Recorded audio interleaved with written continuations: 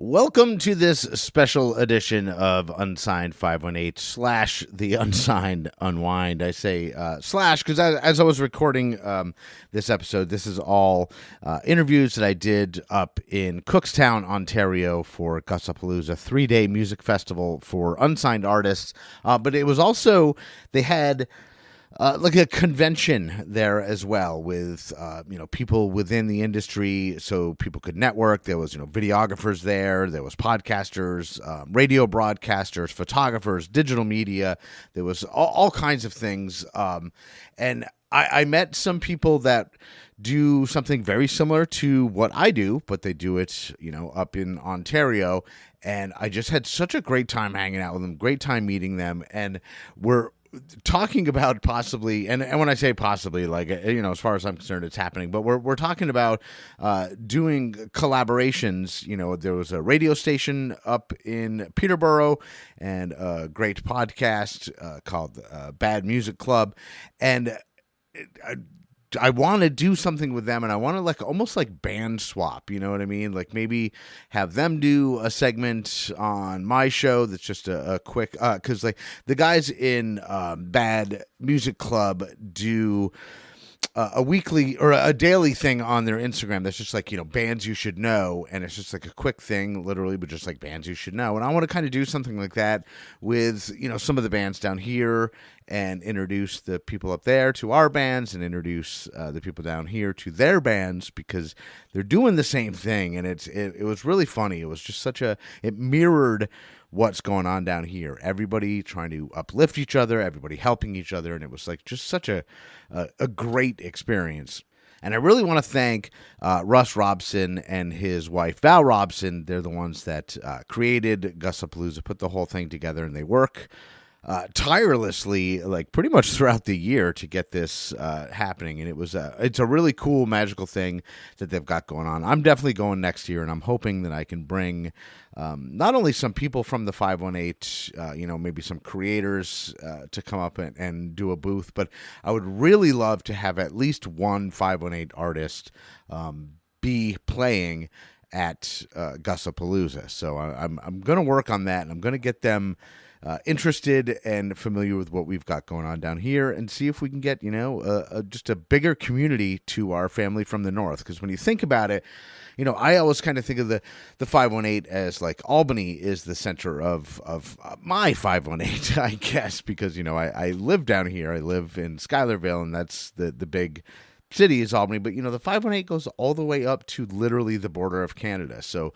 there's a lot of these bands that are not very far from the 518. So it's not like, Canada is this far away land. A lot of people in the 518 can be there in 10 minutes. So it's a really important thing, as far as I'm concerned, to build a relationship with them and keep that network going, and, again, make them aware of our music, us aware of their music, and then we can just make friends, and that's how we get shit done. So on this episode, I haven't quite decided if I'm going to do one part or two part. I guess we'll figure it out as I get going, and because I do have a lot of content. But what I'm going to do is I'm just going to kind of run through all the content that I got over the weekend, all the interviews. I met a lot of bands. A lot of the headlining bands sat down and talked to me, and we're going to play those interviews and some of their music.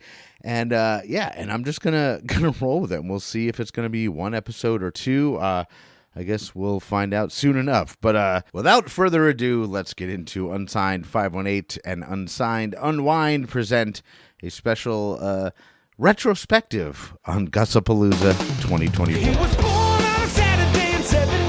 He loves punk rock music. The Friday the 13th. Jamming in the dazzle jam. Rocking out on the bass guitar with the shortwave radio blast. It's motherfucking Andy Scolding. Look at motherfucker, 'cause here he comes. Andy Scolding. Wearing his orange. All right, so first Next up, I'm going to talk with rising Canadian star Brigitte Eve. And, in the beginning of this, you'll hear me say, welcome to Unsigned 518. And I think as I wrap up this segment, I say something about, on the Unsigned Unwind. And it's basically because I didn't know kind of how I was going to package all this when I got there. All I wanted to do was get the interviews. I wanted to talk to the artists. I want to find the new music. And I kind of went back and forth between, these will each be an individual episode of, the Unsigned Unwind, or, I'm going to put them in the regular episodes of Unsigned 518, and I just couldn't make up my mind. So you'll catch me slipping up and saying Unsigned 518 and the Unsigned Unwind, but whatever. So, it's obviously, as you're listening, it is, what it is. It's a combo episode of Unsigned 518 and Unsigned Unwind, because I really wanted to, most of the artists that I spoke to are Canadian. There was a couple from the States up there, but, I really want to, and I keep driving it home. I want to get us familiar with their music and them familiar with ours, and just build an unsigned artist or a smaller artist community to help people get to where they need to be. But anyway, let's go to Gussapolooza 2024 in Cookstown, Ontario. This interview was on day one. It was the very first interview that I did, and there was some power issues. We were being powered off a generator where we were, because we're out in the middle of a field in these tents, and there was some power issues every once in a while, and it caused some chaos. But it was great. We got it back. So when I was interviewing Brigitte, right when we were at the very end, I mean, literally, I was saying, hey, thank you so much for taking time out of your day to talk to me. The power went out. And unfortunately, with my mobile Zoom unit, when the power goes out, it doesn't render, and it doesn't save anything. And now I know, I'm gonna always go with that battery backup, because I never used batteries because they were always unreliable. Because one time I had batteries die in the middle of an interview, and I so I was like, I was gotta plug it in so that I don't lose power, and then didn't think that sometimes the power goes away. But anyway, this is the second attempt at an interview with Brigitte Eve, and it's really great. So check it out. All right, welcome to Unsigned 518. I'm here live at Gussapolooza 2024, and I'm here with Brigitte Eve, and Hello. This is what is ending up being the second interview. We've had some power issues. That's okay. Happened to be on stage. Yeah. And we lost power in this interview right at the very end of it. So we're just... Right as we were at the end, man. Yeah, literally about to wrap it up. But we were talking about your positive attitude. And so I'm going to keep a positive attitude, and we're just going to roll with it. So even though now I feel like we're old friends, I guess, Brigitte, tell me a little bit about yourself and your music. Well, thank you for the intro. I'm Brigitte Eve. I'm 18 years old. I've been playing guitar since I was 10 for my 10th birthday. I asked and I have received the guitar. And then when I was 13, I decided to start singing, got into a band, liked it, decided to start recording originals during COVID, made it my job. Mom asked, do you really want to make this your job? And I'm like, yeah. Career took off. I would say took off to compare to how I start, and hopefully we keep going that way. And I started playing at Gussapolooza 2 years ago. This is my third year, and it's quite amazing, and I love it, and I'm glad to be back, especially first year on the main stage with my guitar player, Chris, and I think it went really well. I think it went amazing. You kicked off the whole concert, and, as someone who's, played in bands, it's tough usually in the earlier part to, be the first one out there, and I was so impressed with not only your energy, but the way you had the crowd in the palm of your hand from moment one, before you even hit. You were like, this is my shit. I got this. Let's do this. And I was impressed with not only that, but the song. So the songs you did, a mix of covers and originals. I recognize a couple of them. Having the crowd in my palm of my hand. Yeah. Oh, yeah. You did. I had them. And so I guess you said you went to original songs during COVID. Yeah. So how was that transition from learning cover songs and cutting your teeth on other people's music to writing your own and finding your own identity? Well, I think I've definitely improved. It's very difficult to write original songs. People are like, it's so easy. I got to think of the drums, the lyrics, the guitar. What do I want when I record in the studio? There's all these things that I have to think about. But writing songs now I find kind of easy lyrics-wise. I'm still having trouble with guitar because I cannot make them sound the same. They have to be different, man. Unless some artists like it like that. They'll have the same kind of rhythm or beat. They find something the audience likes, they take it, and they use it a lot, which isn't a bad thing, but not my style. Yeah, it's just a different formula. Oh, yeah. Like We all have our unique things, and we have maybe you wear the same outfit almost every stage because that's what the audience likes. right. Like the Manic Boys and Girls Club. She has something across her face, Right. and it's the same makeup she uses all the time. She found a rhythm. Like my goofy orange hat that I have to wear all the The time. orange style that is taking over this booth. It really Not a bad thing. Not a bad. It makes me stand out, I guess.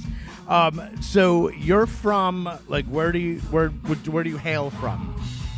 Oh, well, I'm from Barrie. Okay. I love Barrie. Nice little small town. My music comes from more of a background. I'm French. That's how I grew up, with the French culture surrounding me. A lot of French music playing around the house. I grew up watching French stuff, so I don't have any French originals, but I do think my culture and my background does kind of seep through my music, especially because I go to interviews and I can do French and English interviews. Being bilingual is a very, very good thing. So a Europe tour that I hopefully can get would be the next step, because I could speak French. I cannot speak any other language than French and English.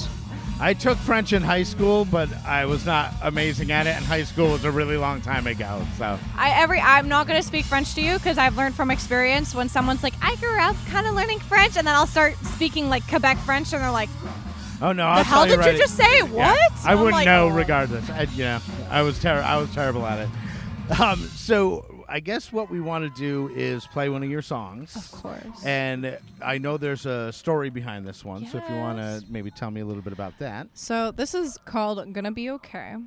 It's about two of my friends that tried to harm themselves during COVID, because COVID was short and sweet ass. We were stuck at home and it was horrible. This song is about helping one another and just kind of, hey, this exists. This is out here. There's a thing called depression, and a lot of people have it, and you can't just ignore that it's there. And it's a real thing. You should honestly support one another. If your friend's like, man, I'm sad, don't be like, we're all sad. Just sit there, and even just hearing them out is a really good thing. I'm not the best at it. I'll be honest, I can use some more, but I'm good at talking to people through songs. And that's how I do it. Of course, I asked for their permission to make the song before I wrote it, but there's no names in there, and there will never be names in there. Yeah, and when I was saying the first time we recorded this before we had a power surge, is that like if the song is coming from a real place and a positive place, and if someone can identify with that, and you can literally help someone deal with their depression. Yes. That you've never even met, Yeah. that can just listen to your music and your message. And That I had a guy come up to me. I won't name his name. I was playing downtown. I was busking. He came up to me and he was like, man, he started crying. And he was like, you made me I've had such a bad day and I really appreciate it. I'm going through a lot. I'm like, do you need a hug, man? He's like, yes. And he like hugged me. And another person, his wife was severely sick. And her window was open and I was playing music, and he actually walked down and he was like, my wife is sick and she really appreciates you singing. So it's even just that. It wasn't even going to be okay. It was just me playing music, Right. period. Helps people. It makes them happy. it does, yeah. And if you can help just one person, it makes everything Oh, worth it makes me And- happy. Making someone happy makes me feel Yeah. good. Makes me happy. Yeah. All right. Well, Brigitte, thank you so much for taking no time out of your problem. day at the Gussapolooza to come sit with me and do this podcast while the band plays. It's such a cool scene, man. But right now, let's listen to. Oh well, actually, before we go, where can people find you online? Oh, okay. I have a website, www.brigitteeve.ca. You can find all my social media. I'm on Spotify, Apple Music, all of the musics. And just listen to my music there and follow all my social media, because then you'll find out where I play next. All right. Awesome. So let's listen to Brigitte Eve, Gonna Be Okay, on the Unsigned Unwind.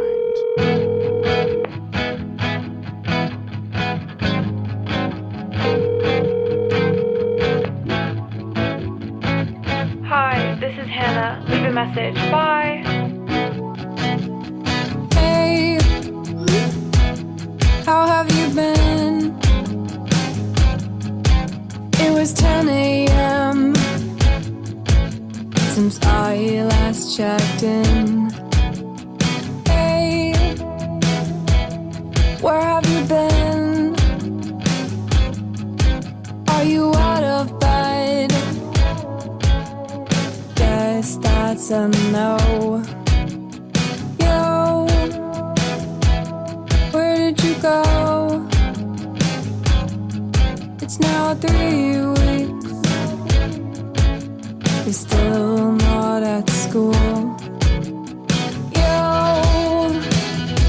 I hope you know I miss you. I miss you. Hey, it's gonna be okay. Talk to me. Please talk to me. Yo, don't you know you can talk to me? You didn't talk to me.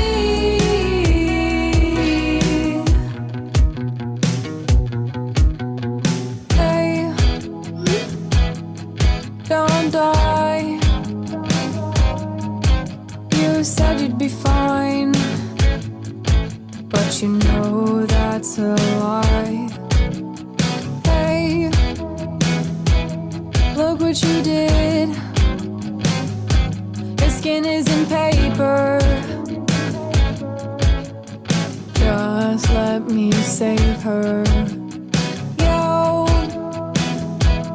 didn't you know we're here for you? Don't let yourself go. Yo, I hope you know I miss you. I miss you. Hey, it's gonna be okay. Talk to me. Please talk to me. Yo, don't you know you can talk to me? You didn't talk to me. And that was Gonna Be Okay, Brigitte Eve, and make sure that you check her out. She's really great, super nice, and shout out to her mom too, because her mom, she was, Brigitte was calling her momager, but her mom went around and literally set up all these interviews and was like, okay, go to this guy, talk to him, then go over here and talk to him, go over here and talk to him, and she was super, super nice, very friendly.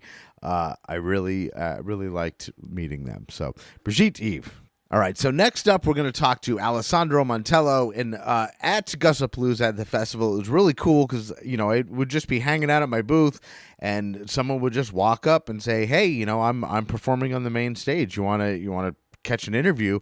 And it would happen literally just like that. And it'd be like, yeah, hell yes, sit down, press record and go. So Alessandro's team came up and basically said, he's going to be performing at 3:00 and we, if you would like to have an interview with him. And I was like, absolutely.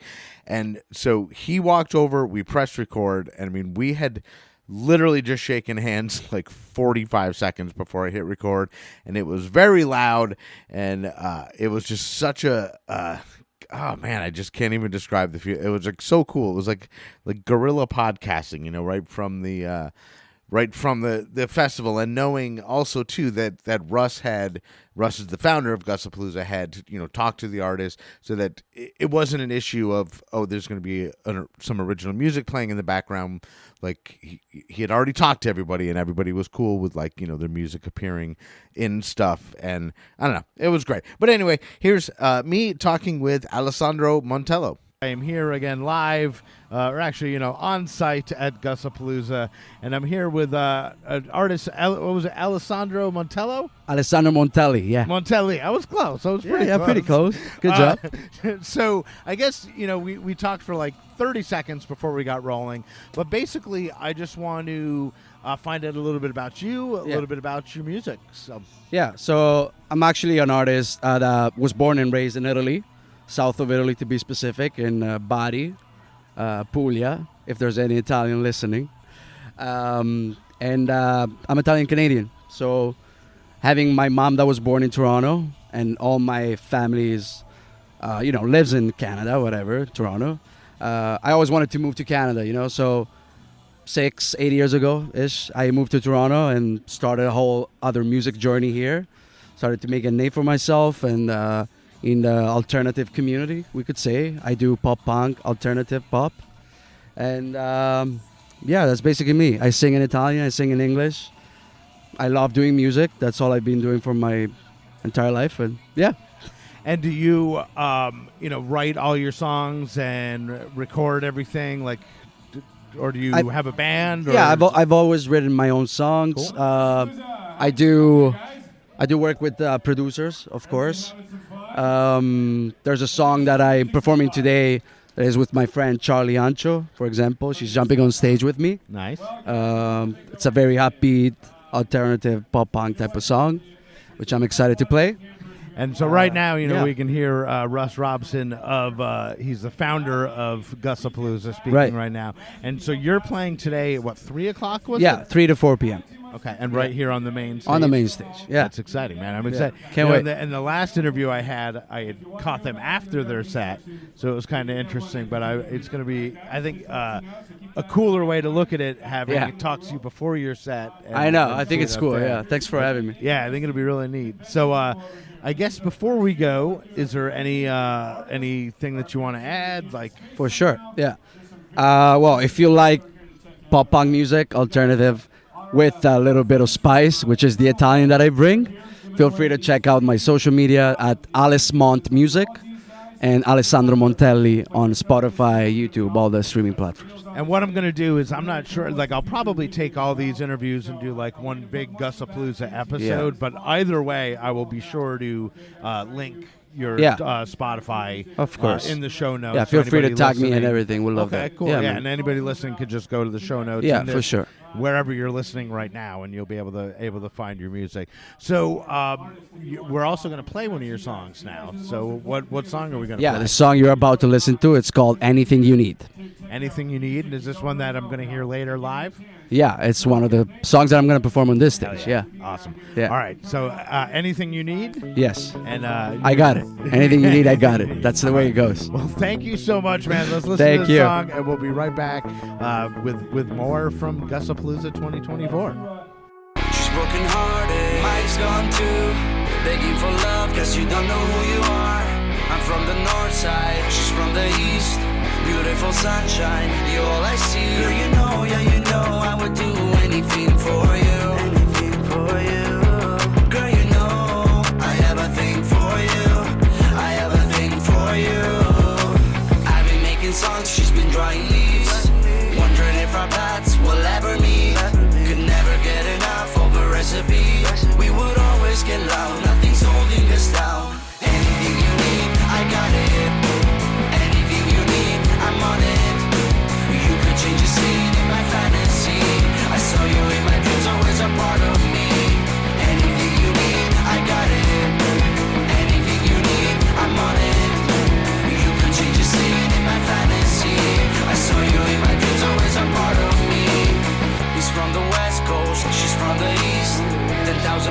every time they wanna meet. Don't waste my time, love. Are you with me? Shooting those texts, guess I got the last laugh. Girl, you know, yeah, you know I would do anything for you. Anything for you. Girl, you know I have a thing for you.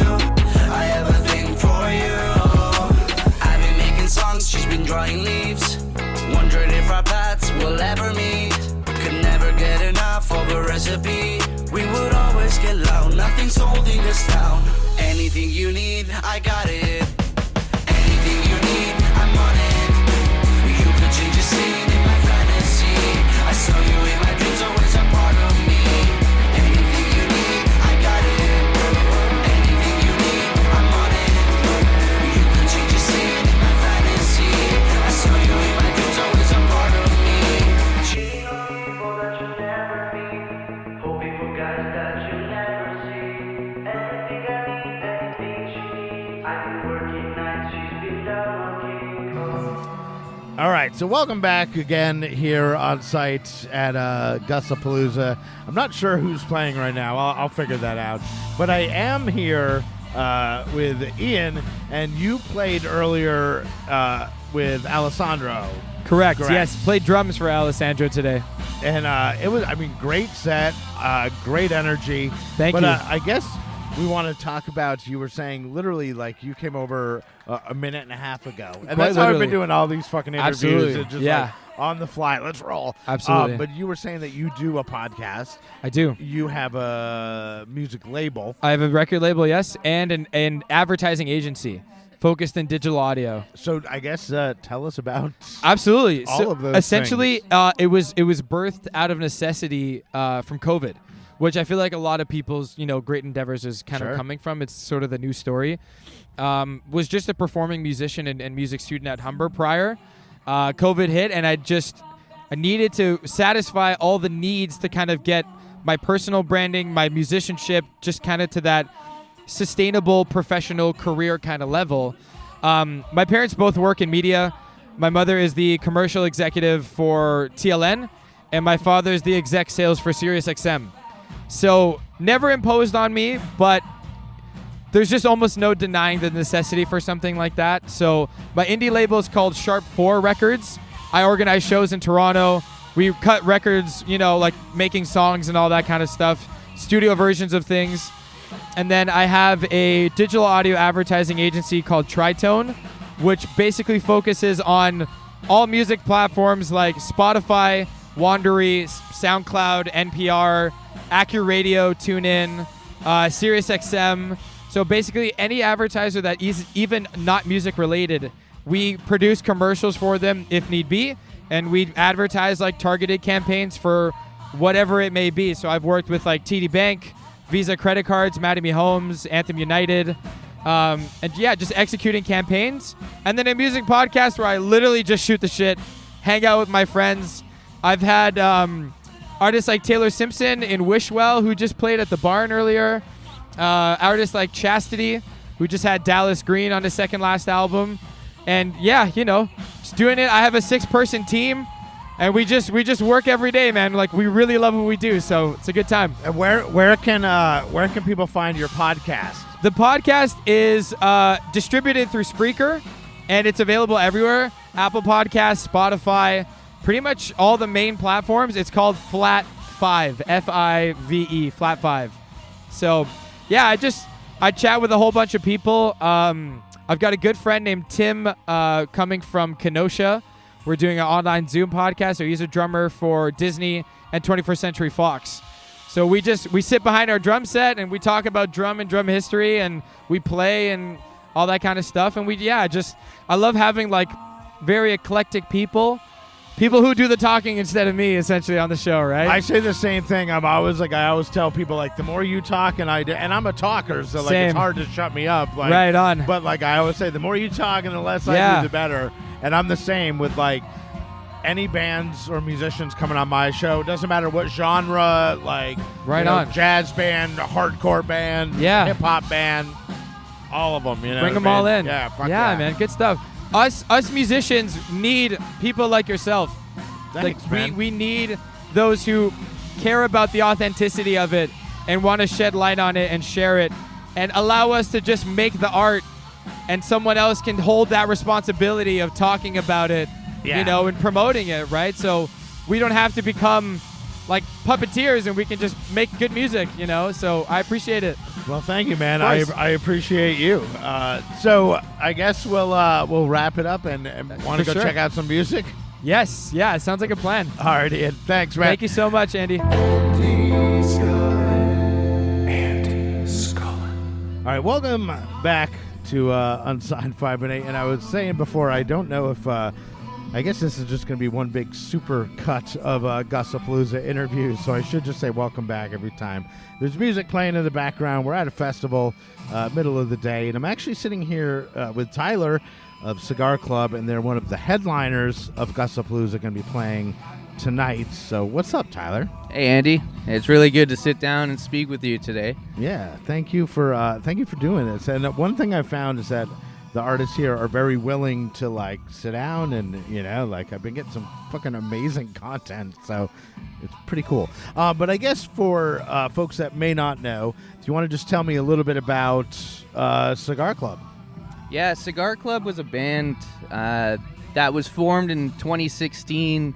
I'm actually not one of the founding members, but I started recording music with them and their first releases in around 2019. And we're like a blues rock band. That's kind of what we're based around. But we play modern rock. It's kind of our interpretation of, modern rock. But we take our influences from folk, Neil Young, John Mayer, Led Zeppelin, grunge era, all that, and we combine it all into, authentically what our sound is.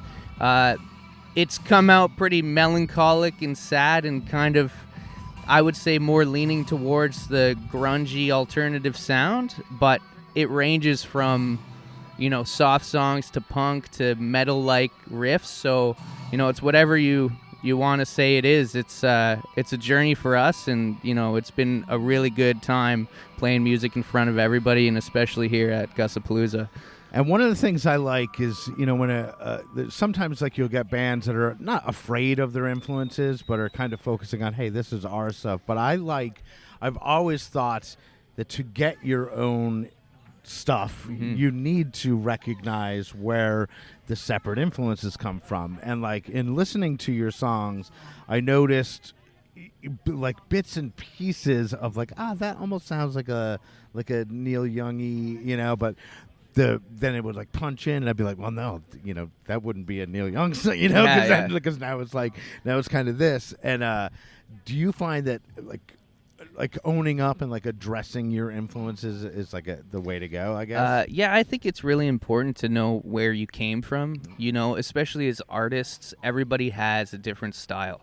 For me, when I joined the band, my style was a lot different than the other three guys. So I came from a metal background. I played in metal bands before, thrash metal, hardcore bands, and a little bit of death metal. So my style is very punchy and fast and rocking. So my influences are Metallica and Slayer and Exodus and Megadeth. Like, I really love those bands, and Pantera. And I recognize that. And when we write songs, I recognize that that's kind of my go-to, right? And I know that can kind of influence the turn of the song or the rhythm of the song or the way that it's going to make people feel. So I think it's really important to recognize your influences, but it's also important to recognize your influences not just to be authentic, but to also not copy those artists. Right. Because I think if you're too unaware of your influences, you'll actually come out kind of sounding the same as these people that you look up to, right? So I think it's really important to know them and to own them. You don't necessarily need to speak up about them, but these are good opportunities to talk and sit down with people who actually enjoy music and are artists themselves, and you can kind of dive into the artistry of different bands. Because, like, and going back to, like, having influences is that, like, nobody is a musician in a fucking vacuum. You know what I mean? Everybody has stuff that they've heard.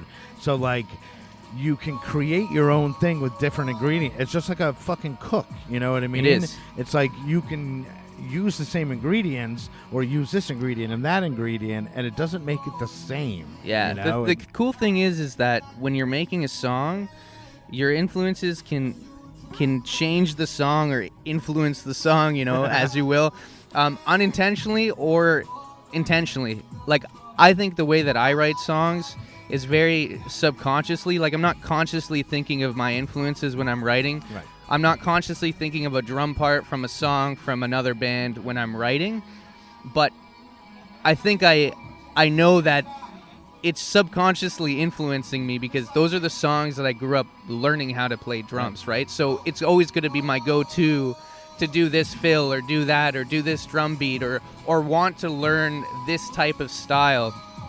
And like you said, right, like you can make something like you're a cook and it's going to come out a certain way, but it's going to come out a certain way that you've been trained right to produce, right? If you make a bunch of pastas from the same cookbook and then you go on your own and you make your own pasta, you're most likely going to use the ingredients that you used while you were using those cookbooks, right? Because that's what you know. Yeah, so it's weird how art is all kind of intertwined no matter what you're doing. There's going to be an influence and there's going to be like the root from your foundation in learning that's going to come out to the surface. Yeah, and I mean that's a good point with like the cooking and like the using the cookbook because it's teaching you technique. Yeah, you know what I mean. And when you're going back to like an influence, you're not ripping them off. You're just saying, hey, that's a neat technique that you were doing, and you know, using that technique to create your own, you know, your own stuff. Like, you know, I play bass and I don't play bass like your typical bass player, I guess, because I play with a pick and I play like usually like, you know, 16th notes and nothing super technical, but that's like punk rock. Like I grew up on like skate punk shit and like you need to have that attack with the pick. And like that's my go-to thing, and like I try to like use it to adapt to like our original music, but that's the technique that is coming through most in my shit, you know. So you guys go on tonight. What time do you go on? We're playing at 9 o'clock. The fucking sweet spot. That's yeah. Well, we deserve it, I guess, you do. because we got the fan favorite last year.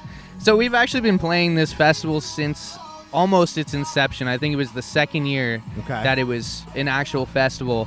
And it used to be in a backyard. I heard your interview with Russ, and so it used to be in this acreage, and we played there. It was before there was a side stage, and we've been playing almost every year since. And last year, we won the Fan Favorite Award, so we had the most people vote for our band in terms of, you know, the band that they liked. So yeah, we got the 9 o'clock slot for that, and it's an honor. Honestly, it's been such a great learning opportunity and a community of growth here with everybody, like, you know, yourself here, and there's even more vendors than last year and the year before that I was here. So it's really awesome to be a part of this. Yeah, one thing I found, like with all the vendor, you know, there's a lot of creators here, a lot of people like doing podcasts and video stuff, and I can like see this in like another 10 years being something that's enormous, you know what I mean? Like this is the type of vibe and the type of I mean, I guess go back to the word atmosphere, like it's something that's sustainable and is gonna grow because it's, I don't know, magical, man. It's fucking 100%. awesome. I think people want this. It's really hard to organize something like this, and everything that is at this big of a scale is already very huge, and promoting artists that are already on labels, and a lot of, you know, they're pushing money at that point. This is not about that. This is about bringing community together, and exactly like you talked with Russ about, it has to start somewhere, right? And he's really starting the spark, him and Val, bringing people together here. And in 10 years, I believe it too, right? That's why I'm still here supporting it too, because it is special, and more every year, more people are coming, more vendors are here, there's more artists, there's more talent, there's people from all over North America now. Like it used to just be Holland Landing, right? Like Dan, our guitar player, is from Holland Landing, so that's how we found out about this festival. We were actually at an open mic, and I met Russ, and you know, we talked, and he's like, "Yeah, I'm just throwing a festival down the street," and now, you know, look where we are. So Sick. So let's listen to a Cigar Club song. Sure. What do you got for us? Yeah, so we just released a new single. It's called Rain, and that's what you'll be hearing right now. It's going to be part of an album that we're dropping in the next few months, I would say. So, yeah, enjoy. Hope you like it. All right. Well, Tyler of Cigar Club, I appreciate it. Let's listen to Rain, and I will link to your Spotify and socials on the show page so that people can easily find you. But Sure. I appreciate it, man. Yes, Thank you thanks, so Andy. much.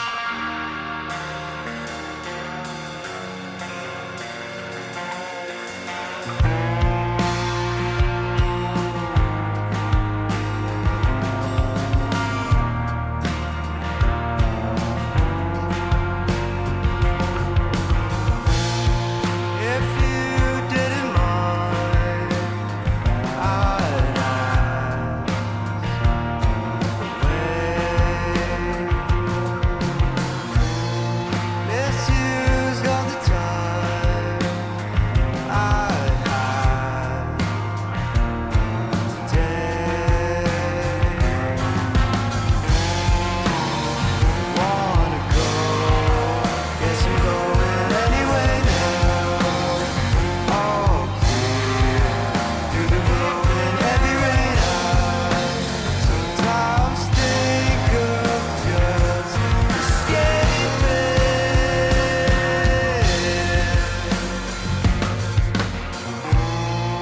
If you had the time to say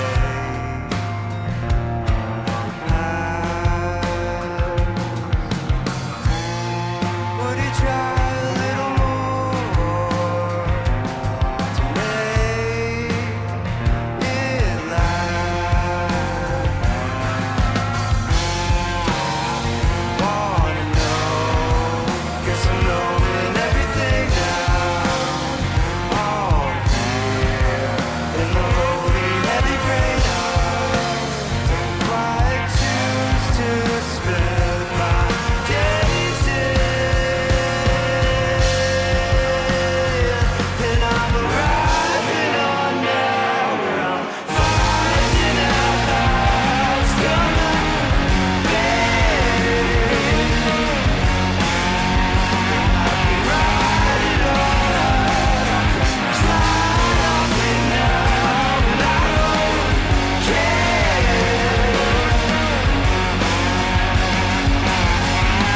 If you didn't mind, I'd ask the way.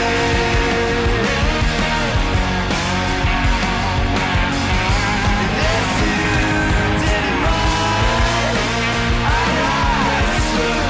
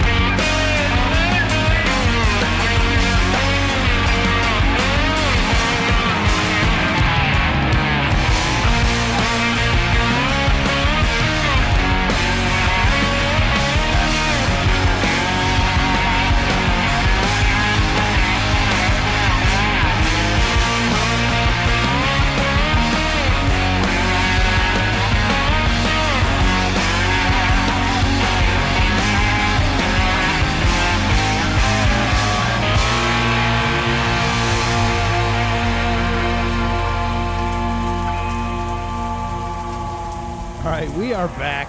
We have Devin Cox, Fortunate Losers. Well, and we've actually been hanging out for a bit because we had some power issues and lost power, but we got to hang out and shoot the shit and get to know each other, and then power's back up, and now here we are.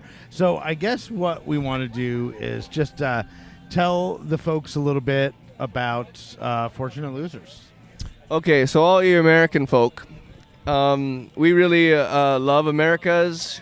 We'd like to get down to Americas. We'd love to get down stateside and play some shows because up here in Canada, our towns are very far and few between. So if you could be so kind and pay our work visa, we will go down and make $0. Again, $0 in the States, and we'd love to meet all you beautiful people. You know, one thing that I noticed up here is the roads. They're the longest, straightest fucking roads that I've ever seen in my entire life. Like, You know what? And you got to pay double to drive on them. Here's the thing, eh? And I'm telling you, if you ever come up to where we are from, Sudbury, all right, that's about 5 hours, 4 or 5 hours north, depending on what you're driving. If you're driving a big bus like we are, it's 5 fucking hours north of Toronto. But the road, the highway does not end in this country. I swear to God. Come up to Canada, drive coast to coast, and I'm telling you, you'll pull your fucking hair out. Yeah, I did. I can't remember. Brockville, I think, was where I came into from the States, and then drove Is directly. that near Kingston? Yes, Okay. it is. It is, and that's where I came over the border, and then drove the fucking 401. Oh yeah, I think what it a is. beautiful highway. Yeah, what a and- beautiful stretch of pavement. And I was on that for 4 something hours to make it out here, but I don't know. It was nice, you know. Like it was a good enough drive. But, Toronto's something else, though, man. You come into Canada and you're expecting like fucking moose to just jump in your passenger seat here. Right. But I mean, you come up on Toronto and you're like, shit. Well, that was the thing. Like, I've never been to Toronto. I've never seen Toronto, and catching, you know, the route that I took, I didn't really go right into it. Oh, you kind of detoured. I was Good like, thing. you know, on the north end of it, but I could see it off in the distance. Yeah, and good even thing off you'd in the still be there, distance, probably. Fuck. I was like, Jesus Christ, that's fucking massive. Well, we have a you know? saying. We have a saying here: is Toronto is an hour away from Toronto. Fair, yeah, Dude. It was Because no fucking matter where massive. you're going, no matter if you're going down the fucking street, it's gonna take you an hour to get there. Wow. Yeah, it's true. And now they amalgamated Hamilton and Niagara Falls to be part of the greater Toronto area. Puts our population up around 10 million with the fucking like we're right next to Chicago now for the population for square footage wise. And where we are now, we're what, like 45 minutes, hour up Oh yeah, from yeah. You're Toronto? not too far from Toronto here. Only 45 minutes, but it's like you start to smell what Canada actually smells like here. If you went that north of Barrie, then you'd be like, all right, this is what Canada is all about, you know? It gets a little more Canadian. open and gets more Canadian. Oh, man, like I'm telling you, Toronto has changed so much over the last 10 years. Like, man, the skyline is scary.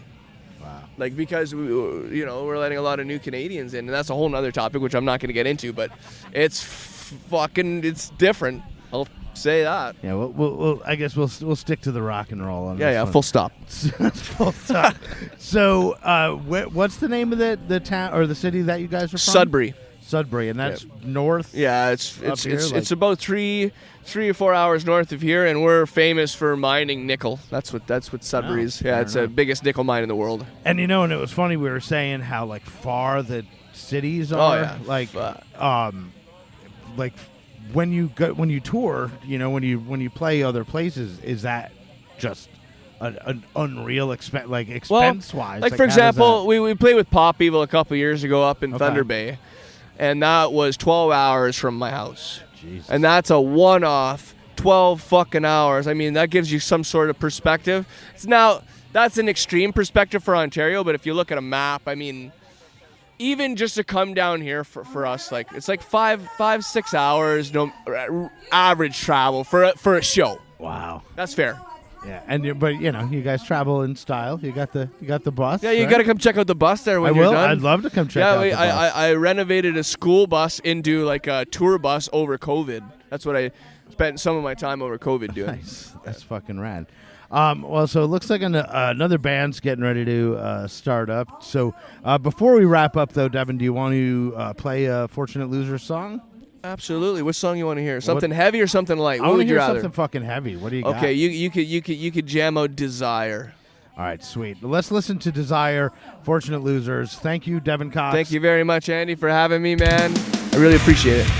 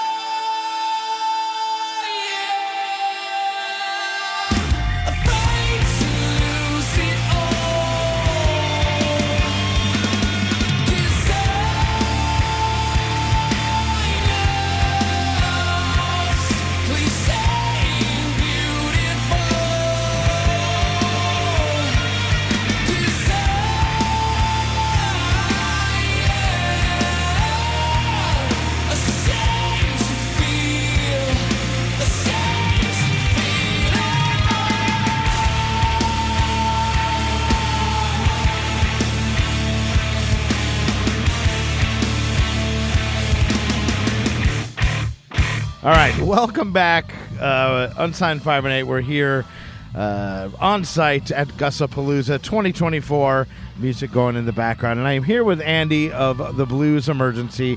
How's it going, man? Good, Andy. How you doing? Good. It was so easy. You know, we were just saying before we got started remembering everybody's name, and I was like, oh, there's one that I will never forget. As soon as you were like, my name's Andy, I'm like, me fucking too. We should all be called Andy. It'd make my life so much easier. Or more difficult. Yeah. So you guys are playing today, right? Yeah, we're headlining today at 8 p.m. 8 o'clock? Yeah. On the main stage. And that's the thing, I like all the times of bands, that's more confusing to me than names. Like, I'm like, fuck, I don't know when anybody's playing. But you're taking the main stage, which is, as we talk, right over there, which we're hearing now. But I guess for my listeners, just tell a little bit about the Blues Emergency. Yeah, we're a psychedelic blues rock band with some stoner rock in there as well too. Based out of Toronto. Been going strong since like 2012, off and on. We've over the years of just toured, did the Ontario scene quite a bit, man, and just playing a bunch of shows, doing some opening spots for some touring bands coming in, guys like Philip Sace and Berkovie, and playing festivals like these, like Gussapolooza, and We've released our debut record, The Machine, that came out in 2017, and the past 2 years we've been taking a different approach, releasing singles, and have found some quite success with our first single, A Love Revolution, that actually won Best Rock Performance at the 2024 IPMA Awards in Boston. Took home the trophy for that. And then our newest single, Quicksand, has accumulated over 100,000 views on YouTube and counting, and it's done quite well. And we've been strategically releasing them with a great video to accompany it, and just kind of spacing them out more. And doing festivals like this. We played this is our third Gussapolooza. We won the Rising Sun Award last year, and got a headlining spot for this year, so we're stoked to be at the top of the bill this year with all these great acts, and we're just stoked to be here. It's amazing. Now, going back to like what you were saying about releasing singles, like obviously it's a different like beast than it is like releasing an album. Like, do you find like creatively focusing on like one song at a time, or do you like focus on a batch of songs and then release them as singles? Like, how do you, I guess, differentiate? Because when you do an album, it's like cohesion is the key, like. Right. When we do an album, like for instance, The Machine, we had 10 or 11 songs that we were working with, and cut it down to 9. But you kind of have to spread yourself thin a little bit, I guess. And you try to make everything as great as possible, but obviously you're on more of a time crunch, right? With one song, you can put your full energy and really kind of hone in on the nitty gritty, and just kind of carve it out properly and give it its due diligence, So we've been liking the approach, but we are putting out an EP soon. So we have a batch of tunes that we have about 10 in the pipeline, but we decided to just kind of chop it down and release a batch at a time. So we're thinking like 2-3 singles, then EP kind of deal. So we're hitting the studio in the coming month, and just kind of laying down another 4 new tracks that will eventually make its way to an EP. But we're excited. They're all they're different. So that for the original fans of the Blues Emergency, it's definitely a growth into a new direction. I love that. And now, just like one last kind of question, in talking with some of the other artists, because obviously I'm from the States, I'm from New York State, and I didn't really ever really think about like touring in Canada, how fucking far all the like major metropolitan areas are away from each other. Like, do you find that that's like something that you have to get over? Like, is that a difficult thing having them so far? Like, I'm not gonna lie. Like, you guys definitely have it much better than us. The touring musicians in the U.S. You can drive 45 minutes and be in another city, right? us, you start going province to province. There's a lot of dead space there, and unfortunately racks up some gas costs, right? I got another project called Black Suit Devil. I've toured across this country multiple times. I just finished a 2-month tour, and I must say, like, you do a lot of driving, so I'm going to change it up and start hitting out other areas. Like, for instance, Europe, you go there, and again, you're driving a half hour and you're in another city. You drive an hour and you're in another country, so it's definitely, you can do a lot more legwork in a short distance, right? So, yeah, you Americans that are listening out there, our brothers to the south there, and brothers and sisters to the south, you guys have it great down there, but it's good here too. You just got to know how to strategically plan it, right? And you get better and better at it over the years, So Andy, before we go, we should probably listen to a blues emergency song. So what do you got for us? Yeah, I wanted to play our single that we released last year called "The Love Revolution" that we won Best Rock Performance at the IPMAs. It's one that we're really proud of, and a big shout out to Pete Swan from Attitude Productions, who unfortunately passed away. He helped us produce the track and made it kick the ass, man, and he really knocked it out of the park. So big shout out to him and Vinny from. I'm blanking on his video production, but our buddy Vinny, he's got a video production company who did our 2 newest music videos, and he made us look great, man. And so we owe it to those 2 guys, man, for winning the award, and a big shout out to them. So we'll play a Love Revolution. All right, well, let's check out Love Revolution, the Blues Emergency. And Andy, thank you so much for your time, man. Brother, thank you.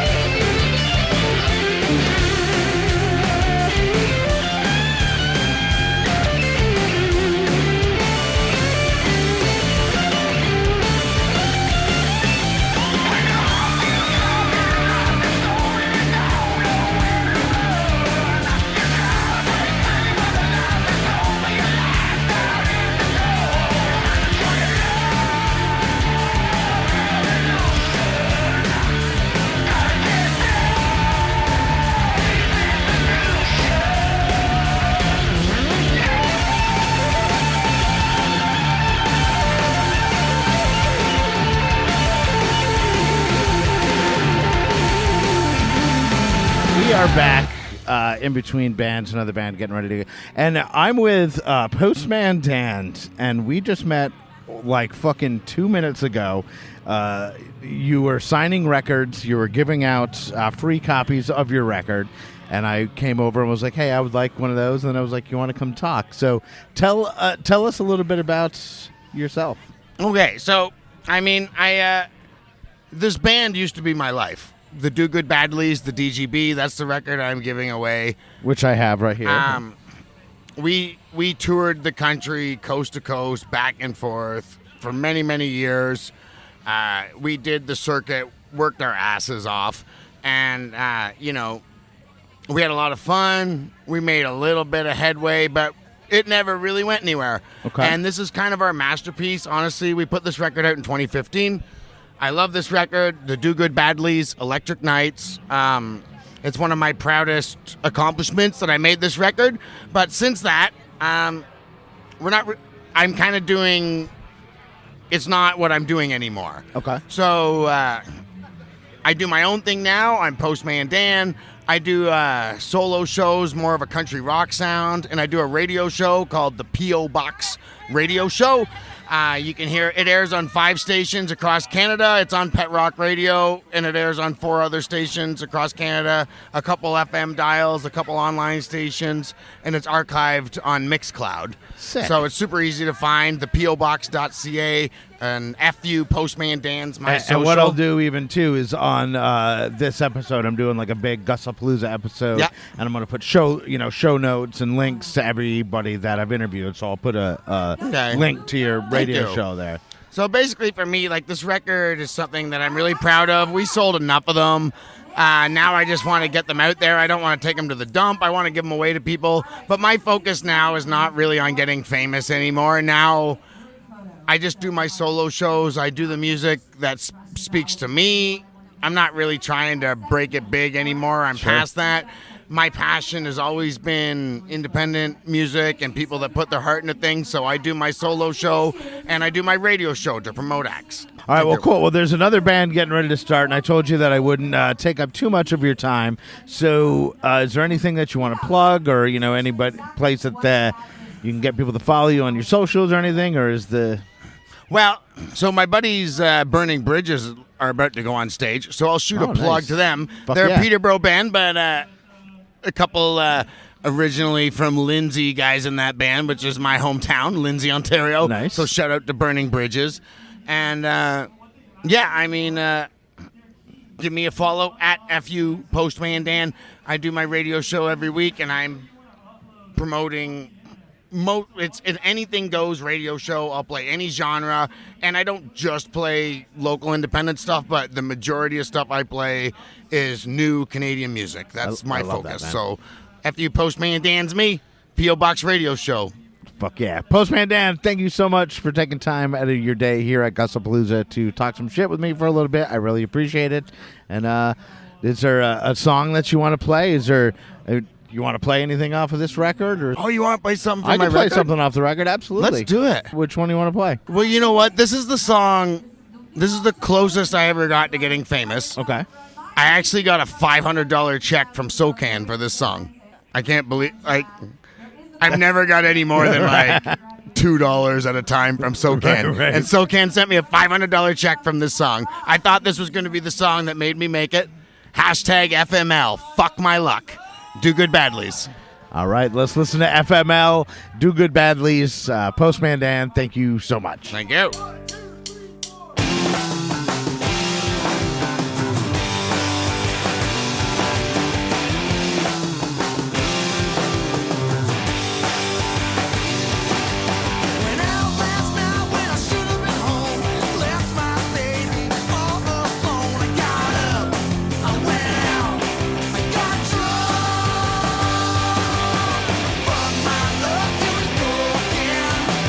Just be at the bottom of my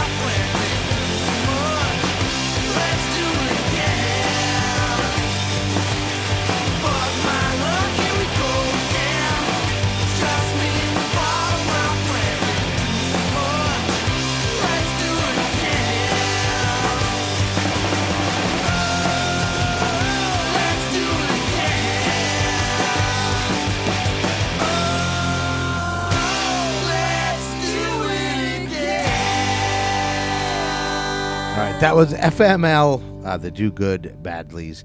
And what I'm going to do right now is I'm just going to play a song from an artist that I actually did not get a chance to talk to while I was at the festival. I have reached out to him since I got back, and they blew me away. The band is called Cudbear, and right out of the gate, they come out. The bass player is wearing like a potato sack on his head with like X's for eyes, kind of looked like an evil scarecrow, and had just he was like the human embodiment of an atomic bomb.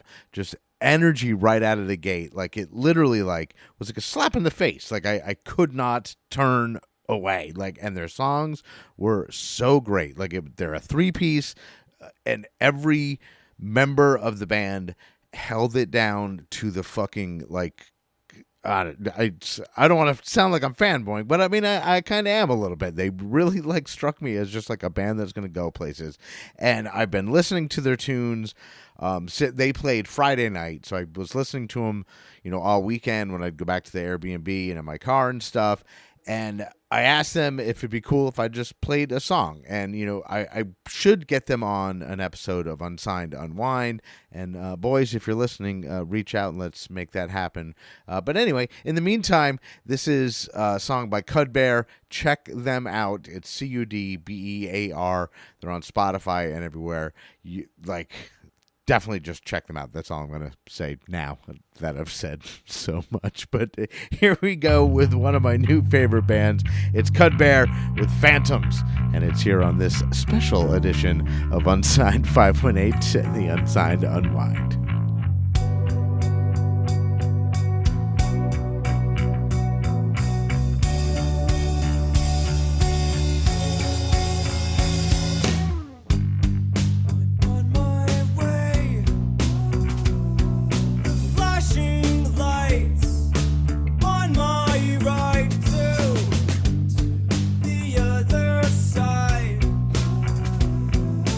I can't handle the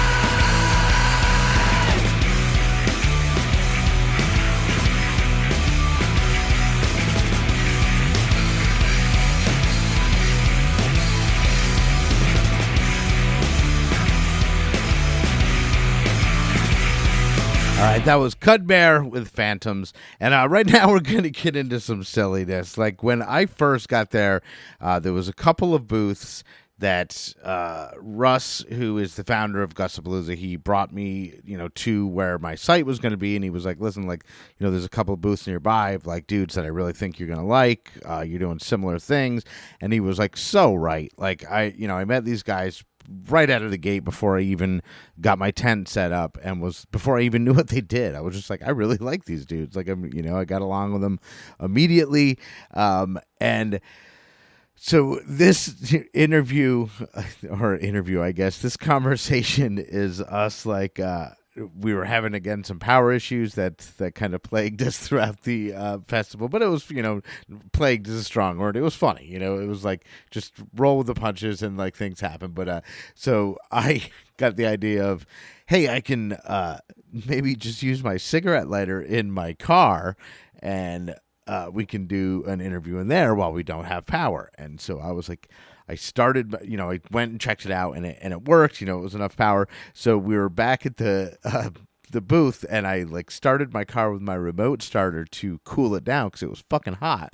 And we went in and got everything going, and had the air conditioning going. And because I never put the key in, the remote starter, it only stays for like 15 minutes, and then it shuts off. So like halfway through our interview, it shut off, and like. Out of all the power issues and like everything, this was clearly my fault, but it was just funny. And we had eaten, me and Mike of it's Bad Club Media that I'm talking about, and they also do Bad Music Club, and it was very confusing, and I kept fucking it up. But Mike and I had eaten not a small amount of edibles in the morning, and this interview was just as I had, like maybe a half hour after I decided that I was going to make the drive home that day instead of crashing another night, because I was like, I feel like I got it in me.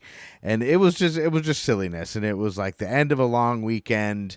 We'd been talking about doing some collaboration stuff. Like, I really want to stay in contact with these dudes and do things going forward, because not only are they super cool dudes on a personal level, but I really like what they're doing. So this is going to be my conversation with Mike and Jake of Bad Club Media, and then after that I'm going to have my conversation with Dawson and Brent of Pet Rock Radio, which actually is not like a pet rock. Pet is for Peterborough, so it's Peterborough Rock Radio, Pet Rock Radio. But that'll be coming up next, and again, gonna be doing some things with them for sure, because both of those dudes were just solid. And I've already got scheduled time to talk to Dawson, because he's also an accomplished musician, so he's going to be on Unsigned Unwind coming up, but definitely going to be doing stuff with them in the future. But right now, here's like a fairly high Andy in my Subaru. We dubbed it the Subarudio, as like a combination between Subaru and Studio. But anyway, it's silly, and these guys are fucking great. I hope you like them as much as I do, and I definitely hope you look at the show notes of this episode and follow them, Bad Club Media, because they're basically doing what I'm doing. They're taking smaller artists and giving them the exposure that they need to get to where they need to be. And I obviously dig that. So check it out. This is my conversation with Mike and Jake of Bad Club Media. Sweet. Maybe I'll get some more video. All right, fuck it. I'm rolling now. So this weekend back after some critical emergency action was taken.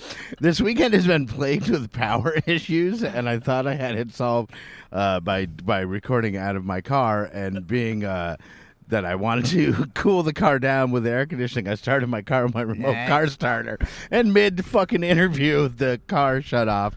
Which the last recording, by the way, listener, but I'm Jake, by the way. Hi, Jake. We'll get to that. The last recording started with Andy saying how this was the most reliable power source. Yes, and then which he wasn't wrong about. Right, but it was also unreliable. I was just unreliable. We but blew anyway, it. We blew it. I am here in the car, which is now started via key and should stay running. And while this AC was worth it, Yeah, though, okay? totally. Let's fuck that whole last Totally. episode. Who cares? Yeah, right. Just to sit in the AC. AC But yeah, so I'm killing it. here with Mike and Jake of Bad Club Media and Bad Club Music. Right? Fuck. I had it. Oh, man, the Club first take was Media. so good. It All right. It was, and now I'm all flustered because I was looking, like I said, when I was looking up the podcast the other night, I looked up Bad Club Music, and it was not what I was looking for. But Bad Music Club, Bad Club Media, got it? That's right? us. Yeah, sweet. Fuck Bad yeah. Club Media. Bad Music Club. Check it out. So I guess since we have to go back and do everything, like I'll just start from where I found you, where I was doing research on Gussapolooza when I was invited up here, which is in the same kind of manner that you were invited up here. I was looking at bands that were playing. I was like looking around the area, seeing what was going on. And in my algorithm popped up this thing that just said, bands you should know. And it was like these adorable little werewolf and a vampire like talking, and like the banter was great. And I was just like, this is really cool. And I, started like digging into it a little. And then on Friday, meeting people, hanging out, and we met. I mean, we hung out for, I don't know, half an hour or something. Then, it was like, oh, by the way, what are you doing? And you're like, oh yeah, we have this podcast, and I realized who I was hanging out with, and I was like, oh shit. Like, I this guess is that's awesome. the problem with the niche that we're in. Like, it's really nice that we don't have to put our face all over the internet, but at the same time, nobody knows who the fuck we are. Right. You could just go Which is totally okay. under the radar. I can do the same thing by just wearing a different colored hat. Like that's all I gotta do. I show up with a black hat. People be like, "Who the fuck are you, dude?" right past Like, yeah, totally. But so you have, the podcast, but like mostly like what I really like, I like the weekly podcast, but like the stuff with like the animation and the bands you should know, where it's just so quick and succinct, and it gives you the information that you need to pursue it a little bit further. You know what I mean? You're basically just saying, hey, here's this band, here's kind of how big they are, here's where they're at of. Now go check them out. And I love that format. So who kind of came up with that one? Yeah, thanks first of all. That's Well, let me tell you, that idea I gave him a was Jake. All right, that idea was spawned in the depths of hell after a bender of 42 days. No, Jake came up with that. Yeah, I get. Well, you know what? Basically, what I was trying to do was figure out an easy way to post to social media, and a reliable way instead of having to go through my frickin' podcast and find clips. Why don't we just intentionally make clips, and that's what we started doing, and yeah, it became kind of our niche. Yeah. And it's And we so love doing freaking. it. It's so much fun to do. Yeah. Like doing the research before episodes when we're doing these bands you should know. That's the fun shit. Right. Because you know what, like these bands, they're always so thankful. Oh, it makes it so worthwhile when Oh you my hear back from gosh. them. And do you have like a certain region that you pull from, or do you just No. kind of any like smaller local band like? Any band under 10,000 listeners will do. We do bands from all over the world. Yeah, 10,000 monthly listeners on Spotify. It is seems like really we bad. get majority of our bands are from Ontario and surrounding areas. Yeah, I think we that's get, like, probably lots algorithm. Of Winnipeg stuff, BC stuff, Calgary. We're finding States these as cool well. fucking pockets Oh, all Montreal. over the place. Yeah, Montreal, Brooklyn. Winnipeg. Calgary's fucking sick for Australia for punk rock. is fucking killing it. Even though we have no listeners in Australia, but we cover your music all the time. Yeah, we were just looking last night. There's fucking we're hitting Tajikistan, we love you. We're hitting 5 continents. Yeah. Australia, we've talked about probably, well, not the most, I guess Canada, North America. But Yeah. Australia, fuck, they've got so much good music. And yeah, not a single listener. I don't know how to get there. That's okay. We don't need them. No, but Fuck what we, Australia. We, Start using like hashtag Silverchair. Oh yeah. And then everybody else from Australia will flock to it. Oh, you go. yeah. He's- We even he's did an found it. episode, an Australian episode.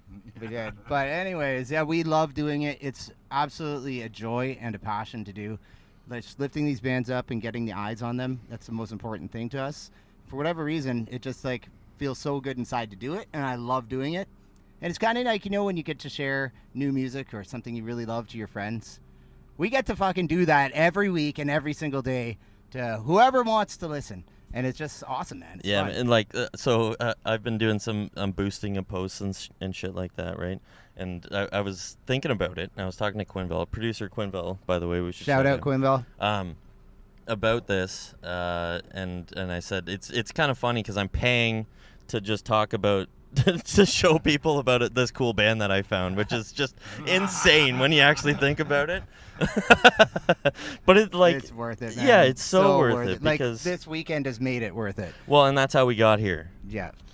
Yeah, and you know, we were talking before on the warm up interview, Which was good. which is great. It was fucking. like I'm struggling for material yeah, now. it was comedy gold. You know, like I forgot what I told you. I don't know if I should tell you again. I don't know what I'm doing. We were saying like, you know, I think like because like what you're doing and what I'm doing, even though they're a distance away, they're the same thing, and I think we should like work on an ongoing collaboration between us. And because if you do like a big circle around where you are and a big circle around where I am, like as far as a touring band goes, there's a lot of overlap, you know. And so like we could just like build that network.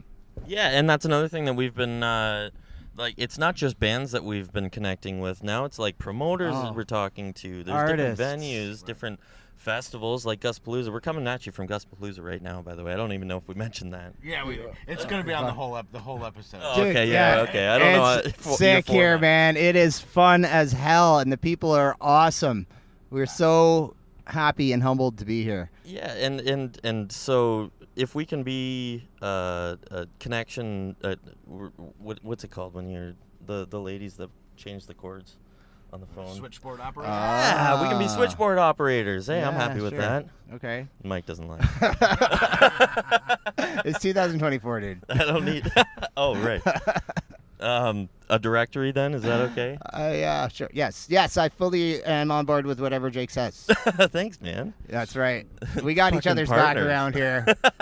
All right. Anyways, yeah, anything that we can do to help, that's what we want to do. That's and fucking that includes you, my dude. Yeah, and we can't wait to do some more stuff. You have not heard The Last of Us. No, yeah, for sure. Like I'm excited to do stuff and like excited to show you like some of the bands that we have and like I check can't out, wait, you know, yeah. more of the bands that you have. And then if, you know, I start talking to the bands up here and you start talking to the bands out, like again, it's just the word community kept coming up here because like everybody here, like immediately it was like, oh, cool. Like this is not just a music festival. You know what I mean? Like this is like bringing people together to do real life shit, which I love. Yeah. And everybody here is so committed to their art.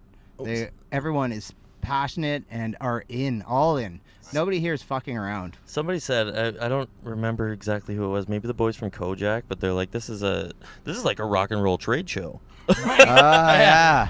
Yeah, it really is, you know, because all the booths, you know, you looked around and it was just like everybody was like broadcasting live and doing podcasts and meeting each other and trading business cards and like it was fucking rad. You know? It was fucking rad. Shout out, thank you, Russ. Yeah. Thank you, Val. Hell this yes. is awesome. Thank you to all the bands that we've got to interact with. Thank you to all the vendors and volunteers, and just fucking thanks for Yeah, everything. it was pretty man. much This the is great. smoothest weekend, you know, because I was nervous coming all the way up here by myself and like. Yeah, it man, was- I can't believe it you was made the amazing. trek. That is Yeah. legendary. Okay, like seriously, you are on a pedestal in my mind forever for doing this. Like, holy shit, that's a trek, man. Yeah, I'm gonna do it again in a couple hours, you know. But yeah, But you're fuck it. grinding away, man. That's what it's all about, grinding. But you know what is funny is I'm excited that instead of driving tomorrow, I'll have the day off tomorrow, and I'm gonna edit up this podcast together. You know what I mean? Like, so I'm just like I'm excited to have free times that I can work. You know, I'll be working. So here's the thing. Now, so you've blown us out of the water by doing the trek. You're going to blow us out of the water by getting the content out before us. Maybe this isn't a definitely. partnership that we. So he's just gonna make us look bad at every turn. Yeah, actually, that's fine. I'm okay with No, that. we're totally fine with yeah, it. no, but once we're collaborating, I'll be making you look good at every turn. You know what I mean? We already are partners now, buddy. Like I Yeah, said, you hell have not yeah. seen The Last of Us. No, definitely We're not. gonna do lots of stuff together. It's gonna be fun.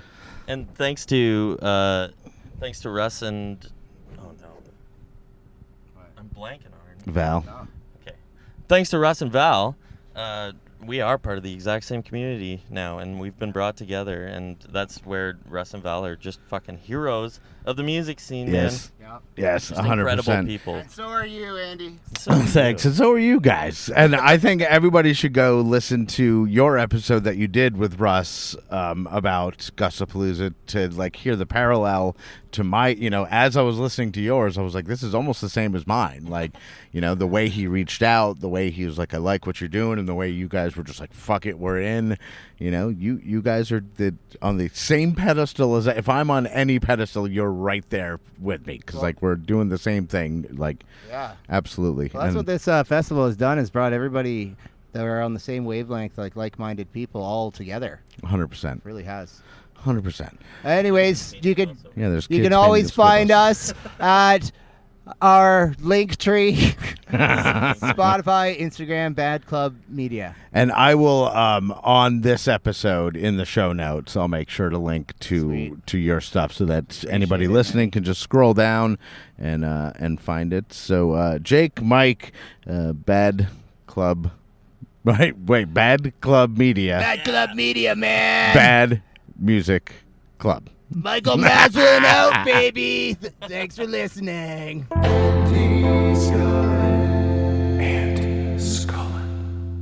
All right. Hopefully the power stays on. So I'm here with Dawson and Brent of Pet Rock Radio. How's it going? Hey. Doing all right, man. Thank you. And we actually met like right when before my tent was even set up, because we watched you walking onto site, yeah. Yes, and then Russ was like, "Hey, you'll like these guys," and set me up right next to you, and I was like, "Fucking sweet," and I do dig you guys. So, cool. We dig you. thanks. So I saw the pork pie. I was like, this is gonna be cool. Yeah. I like this guy. So I think what I would like to do is introduce my listeners to Pet Rock Radio. And Brent, you were one of the co-founders, correct? Yes. Way back in the day. In 2013 we started it. Yeah, it was myself and my buddy Jason Bullman, whom we've been lifelong friends and bandmates since we could talk. We started this radio station. It's kind of a funny story, actually, because I had always wanted to be in radio, but I never pursued it, went to school or anything, never, thought, oh, I'm actually going to be in radio. It was just something I always enjoyed. And it was a night of drinking a lot of beer at my place one night. And Jason and I were talking about the music scene. And in Peterborough, Ontario, there's an amazing music scene. We honestly think there's something in the water because there are so many uber talented musicians, so many great acts that have come out of Peterborough that that's the reason I moved to Peterborough, was for the music scene in the early 90s, because I was an up-and-coming musician, and I was like, Toronto is so far out of my league. I'm like, Peterborough's where it's at. There were so many acts happening. There still is. I really think it's revitalizing again. But Big time. So huge. So anyways, we were drinking some beers one night, and we were like, you know what? Yeah, we got to do something about the music scene. We get, it'd be awesome to do. There's these internet radio stations. We could start one up. It'd be awesome. And so Jay posed the question. He's like, well, what would you do if we ran a radio station? And I just started laying out basically our mission statement of what our radio station would be. We would pump the local music scene, but at the same time we would bring out new corporate music as well in the alternative underground and the mainstream alternative as well. If it had any sort of musical integrity, we would push that as well, so that you could have a local band on air, and then you hear Beastie Boys next or whatever, right? And if you don't mind the analogy, yeah, you're a high-end club act that plays mostly originals, but then peppers in really popular covers. Okay, I like that. Yeah, that's in radio form. Yeah, pirate radio form in a way. That's pretty much it. Yeah, and we were talking about it, and then he left. And I was like, okay, whatever. And I went to bed. I was trying to go to bed. And literally an hour or so later, he texts me. And he's like, check this out. And there's a link. And I'm like, oh, fuck, he's still doing up, man. I'm like, okay, all right. So I click it. And it was a private link to a website he built, and it was very rudimentary because he just, he was drunk and he threw it together, and it was just this WordPress site, and he's like, yeah, radio station. He's like, we just got to figure out how to do it, but we can. He's like, I bought the domain. He's like, you came up with the name Pet Rock Radio, which is actually Peterborough Rock Radio, and he's like, I got us petrockradio.ca, and I'm like, okay, so we're doing this. And like 12 days later, we went live, and we've been on for 11 years. Wow. And so what's the process of, because I worked in radio, but I worked at an independent station, but I mostly worked for corporate radio or whatever. But what's the process of getting the music to play and, figuring out what software that, to run it or what, you know what I mean? It's interesting to me, as someone who was in fucking radio for so long, to be like, wait, 11 days from idea to what? It was a lot of trial and error because we had no idea what we were doing. We thought we knew how radio should sound, right? Because we grew up in the era of you would tape the radio to get your because we're in the same age bracket, right? Yeah. So you'd be waiting for your favorite song, but it got to the point where I just let my cassette player go and record, and I'd record the entire American Top 40, and I'd record there was a great station out of Buffalo, Rock 102, when I was growing up, and I used to listen to that, and there was also a 102.1 in Toronto, which is still going. It's now the Edge. It was CFMY.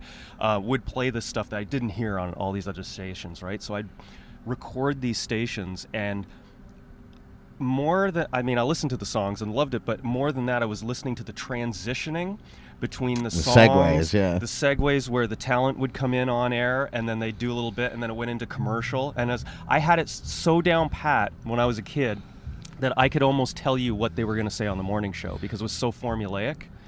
But I'm like, okay, let's take this formula but not script it. That's what radio should be. And then I realized later that oh shit, that's college radio. Yeah, that's that's tough. Yeah, because radio does have to be succinct. And do you have advertisers on the station? Or we do. We have. We were doing local advertising, which we do some. Any local businesses in the Peterborough area, we give basically free advertising for because we want to pump up, the mom and pop companies and do you shops. Produce the commercials yourself? We do. Nice. We do. But that doesn't keep the lights on. Right. So what we do is, I'm a bit of an entrepreneur. So I set up a company which basically buys the license to run corporate ads, basically, that you would hear on national radio. Satellite feed? Yeah. Wow. And so then we collect what would work best for our region, and it's updated every week. And then we sound like a real radio station. Wow. Yeah, because I remember doing terrestrial radio. It was always you had to hit commercials at the fucking second. You know what I mean? And if you missed it, you had to write down why you missed it, and then you had to put it in the next break, and it was a whole big thing. But commercials had to hit at this time, and everything was time. And then do you have to adhere to that kind, or can you? Well, it's not that restrictive, no, because we run, and I try to keep much more music than commercial cut-ins because it's about the music. Right. So we have advertising blocks at the top and bottom of every hour. So at 9 o'clock, 9:30, and it's no more than 5 minutes. Okay. And that's it. And then for the next half hour, you're getting us and music. And I think anybody who's getting something of that value for free, understands that absolutely the price of admission is a couple minutes of advertising every once in a while. And that's it, right? And so if we have our commercial break set, to come on at 9:30 a.m. say, and it's 9:27, but the song just started and it's a 4-minute song, right? That's fine. Okay. We have a little the software we run now, which is produced by Radio Jar, which is out of the Netherlands. A great online software, really easy to use. We do pay for it. It's well worth it. And it allows us to broadcast from anywhere because it's all in the cloud. It's all Right. online and that. But it gives us a little ticker countdown, and we can set it to whatever regulation we want. So basically, what we do so that we don't go too long without putting the ads in is I have a 20-minute marker. So once it hits 9:30, say, and the cluster of ads is supposed to start, and the song's still going, there's a countdown for 20 minutes. And if that song's not over in the next 20 minutes, or whatever file's playing in the next 20 minutes, it's automatically going to cut in, which never happens. Right. So when I have, like, Dawson is he's producing a podcast which we're going to be airing on Pet Rock very soon. So I told him, I said, I need it in like 19 or 20 minute, clips. Gotta be less than so 20 that minutes. It comes in, and then we have our little break and the station ID, and then, and it sounds seamless. And, so really you can't tell what time it is by listening to our station because it's not always right at the top or bottom of the hour, and we try not to do too many live time-sensitive cut-ins. Right, yeah. Because, I mean, we're not really guerrilla radio. We're somewhat structured, but at the same time, we're not uptight about it. Right. We want to keep it free-flowing, like music should. It's authentic. Yeah, it's authentic. Yeah. And so, Dawson, why don't you, we talked a little bit about your podcast yesterday, but why don't you talk a little bit about what you got going on there? Sure. So I'm mostly interviewing musicians. The show is roughly an hour long. Sometimes it goes a little over, sometimes a tiny bit under. But the only stipulation that Brent gave me really was that it has to be able to be split up into 3 roughly 20-minute segments so that it's not interfering. Right. And every question I had about, because sometimes when you get asked to put something out on someone else's platform, you have concerns, but every concern I got was essentially washed away. Every question I asked, he's like, you can do that. Yep. You have to worry about it. It's fine. Go. So it's like, do I get to pick the guests? Yes, of course. Pick whoever you want. Do they have to be musicians only because I have other interests? No. Anybody that you think would be interesting, do that. Okay. Do I own the rights to what I put out? Yep. If I give you guys the exclusive, can I air it elsewhere because I want to have a video component? Can I put it on YouTube? Yeah, you can do that. Can we swear? Yeah, No. of course. Yes. Yeah, you can swear. I was like, where do I sign? Basically, Be like, oh, you don't have to sign. yeah, exactly. It's like, do you want to just shake hands Yeah, or let's just do this. let's just high five on it? I was like, And so is that okay. going to be something that's going to air at a time, or is it going to be something that you can go back and listen to later, or is it going to be you have to tune in at this time to catch it? So if you want to catch it live, it's Fridays at 8. It's going to be Fridays at 8 p.m. Yeah. And there will be a second airing we're still figuring out, but yes. Yeah. And then if you do miss it the week after, so Pet Rock is going to take the exclusive airing of it, the quote-unquote live airing. And then the week after, I'm going to release it on all the other streaming platforms. So it'll be archive versions going forward. That you can find elsewhere. Sick. I have a personal Spotify and Apple Music and all that kind of stuff where I post my own music. I'm going to put the podcast up there as well after the fact. So Pet Rock will get it the week before, and then the archive will come out the week after. Also, if you want the video version, the week after, it'll be archived on YouTube. That's awesome. And so it's mostly a chat show, not even necessarily about the creative process, but probably. And then if it is a musical guest, sometimes we jam afterwards. Sometimes it's the band's performance. Sometimes we just hug and go our merry way. Every episode is very different, and it ranges from musicians to MMA fighters to screenwriters to actors to poets. You could be a chef if you're a badass. I want to talk to you. You interest me. Nice. So, that's awesome. And what's the name of the show? Oh, sorry. The show is called 646. It is named after the address of my parents' house when I was a kid, where I learned how to be a musician. We had this super weird, almost borderline hippie commune in their basement where every single weekend there would be at least 4 bands playing, kind of like a private home show in the basement, but we would have people with easels set up painting or writing poetry, or we had a light board built so that even if you weren't a musician, you could still be a part of the jam, as it were. And that's why I wanted to call the show 646 after that house because that's where you came to learn how to be creative. Awesome. And I will on this episode, because I'm going to do this is going to be part of like a big Gussapolooza mega episode. I'm going to take all the interviews that I've done over the weekend. I got permission from all the bands to play their music, everybody that I interviewed. So it's going to be a big mega episode. But I'll link to Pet Rock Radio in the show notes so that people can easily find it. And we should maybe talk about doing some collabs in the future. 100%. We'll stay in touch because. I love what you guys are doing. I love this whole festival. Has just been for this reason right here. You know what I mean? Even if it was just a convention without music, it would have been worth every mile. The community here is amazing. You know, we were even this morning. I think we confirmed how amazing the community was. Dawson lost his wallet, and can we swear on your podcast? Yeah, of course. Okay, Yeah. that's awesome. Fuck. So Dawson lost his wallet, and it has a quote from Pulp Fiction. It says "bad motherfucker." Yeah. Right there it is. Leather wallet. He And lost it. Made its way back to you. And you should tell this story because. So lost it, went looking for it, stuck my head in the lost and found, nobody was there. Dude comes out of the porta potty, he goes, "You lose something?" I was like, "Yeah, I lost the leather wallet. It says bad motherfucker on it." He just reaches in his pocket and he's like, "This is yours." And I was like, "Oh my God." And he's like, "I'm so glad that it says bad motherfucker on it." Because otherwise it would have just been a black wallet. Yeah, he said, "Now I don't like opening people's wallets to find out whose it is." Right. He's just like, nothing's missing. Right. Yeah, and it's been so good. And Like it was when I gone was all leaving day. at night, I was just collapsing the tent, but like leaving all my lights and shit like in there, and I was like, that's fine. Come back in the morning, pop the tent up, it's fine. Like I didn't, just the whole vibe was just fucking amazing up here, man. I really dug it.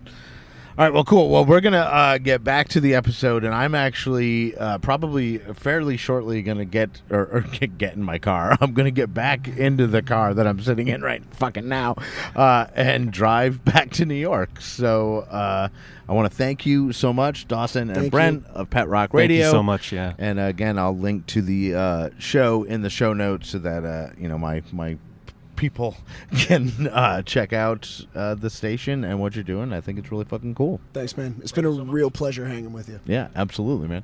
Thank you. Cool. Thank you so much, Andy.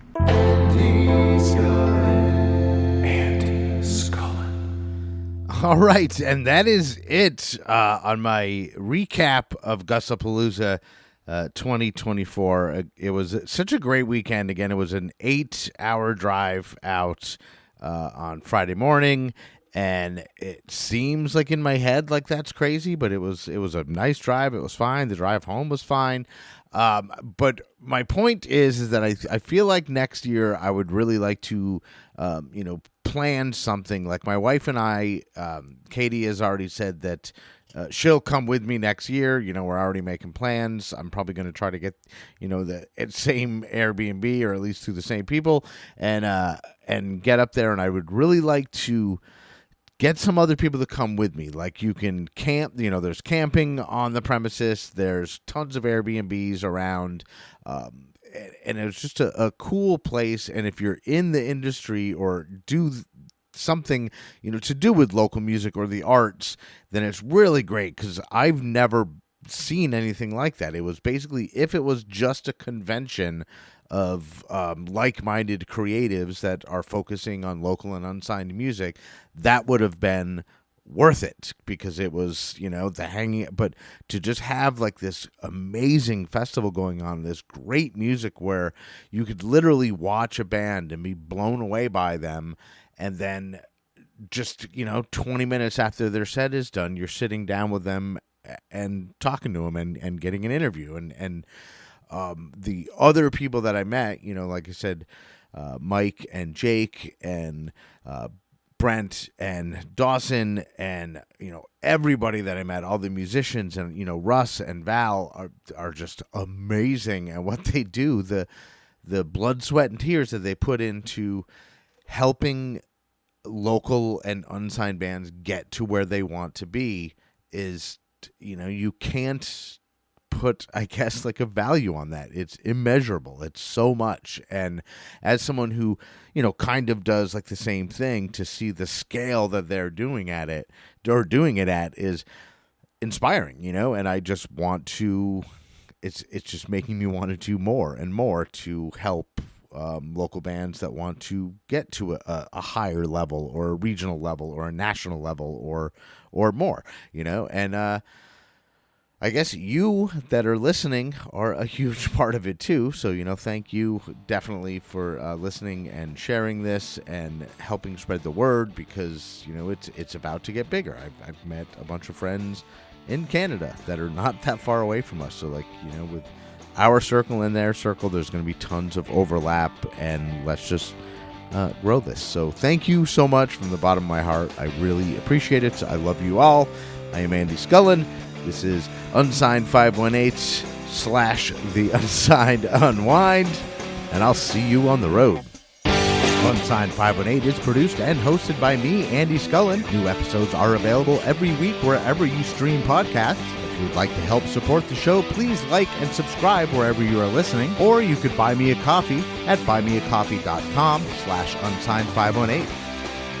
If you would like to advertise on the show, send me an email at unsigned518@gmail.com. And to be a guest on the show, reach out to me through Instagram at Unsigned518. Take care of one another, and I'll see you next week.